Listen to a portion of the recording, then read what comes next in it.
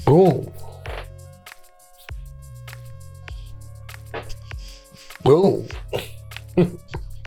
What's up? We're back. Hey, it's yours truly. It's Lean Lizzie.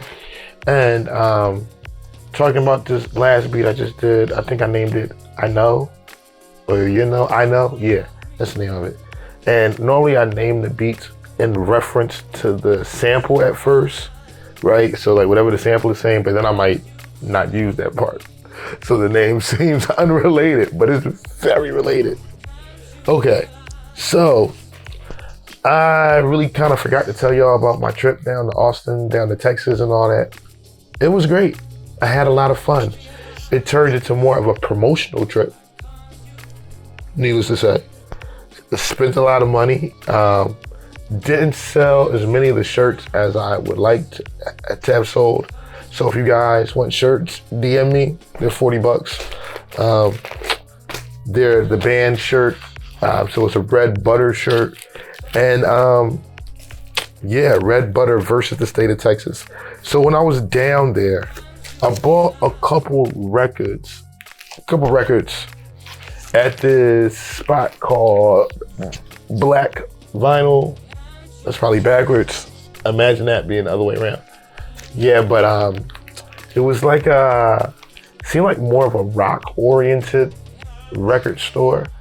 But yeah, I got some records down there. But before I jump into that, the first night I was down there, the first night we were down there, which is me, our cameraman for this trip, infamous Reptar, our homie and cameraman, and DJ Red-Handed, at Red Got Dope on Instagram. But our first night down there, it was interesting. Got pulled over. Luckily, we had our gracious host, Yo Funk Ruler, with us. He talked out the situation with the police very nicely. We had a long, detailed blog with all the tour footage and stuff coming. Probably tomorrow, the day after that. Day after this one. Tomorrow, the day after tomorrow. But, yeah. So we almost got pulled over. Luckily, the homie Yo Funk Ruler ironed out the situation. The next night, we had a beautiful, beautiful performance in downtown Dallas in a beautiful loft that overlooked the city, and it was crazy. It was really nice. I really dug it. Really enjoyed the people. The following day, we boogied down to Austin. That's where I grabbed these records, and we had a show there that day, or the next day, I think. I don't know. It was one or two. Yeah. Either that day or the next day. And that was amazing.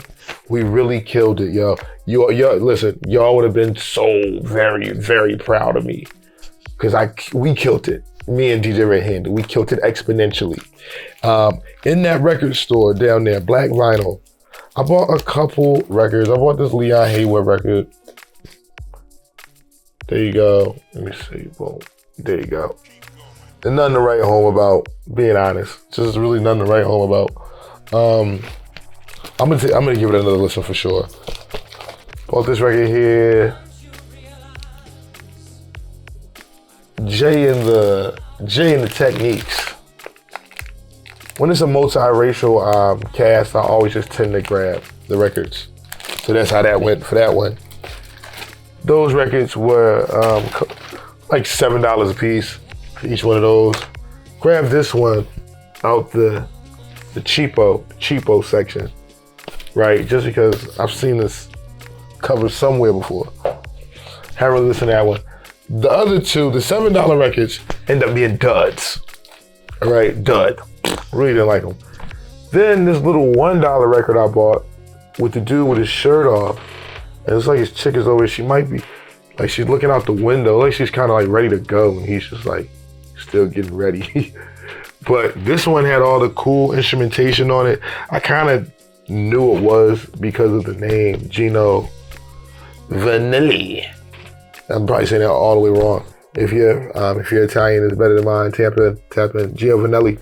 But the Italians, they always come in with the score. It's always lush, strings, keys. Bring in the score, the orchestra.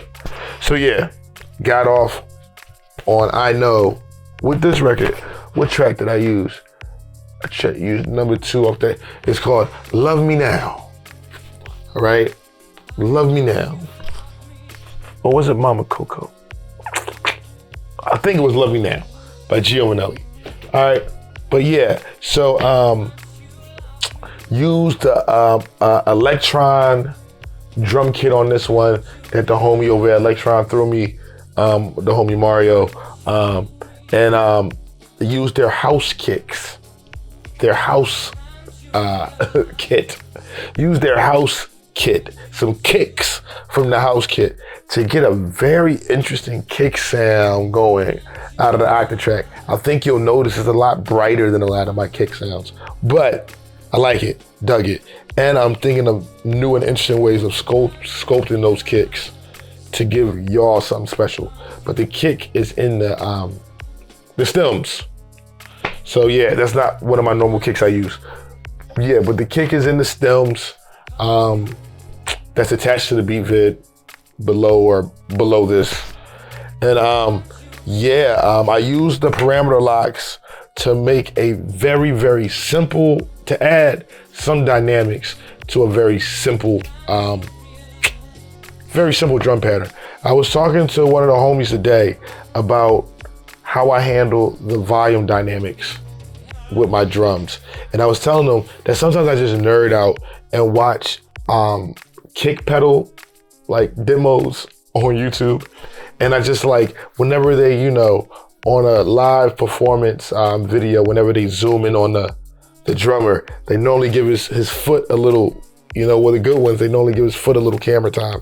And you'll notice, and just from watching drummers play with the kick drum, normally, sometimes, like when they're leading up to a 1, sometimes, or from what I've, observed, we get a softer kick to a harder kick. So the kick that's falling on the 1 is the definite harder kick, and we end up with something like double,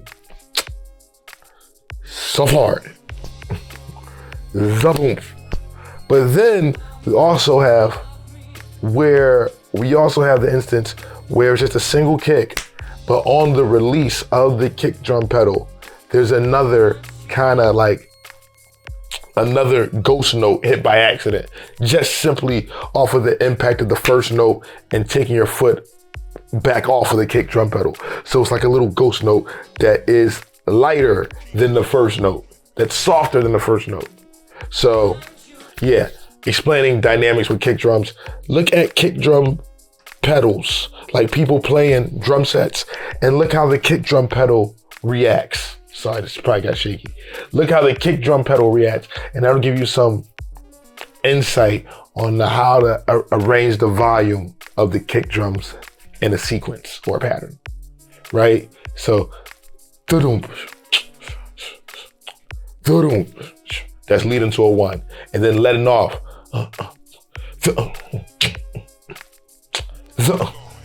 Letting off. Let me give you a better example. 1, 2. Okay, yeah. Boom.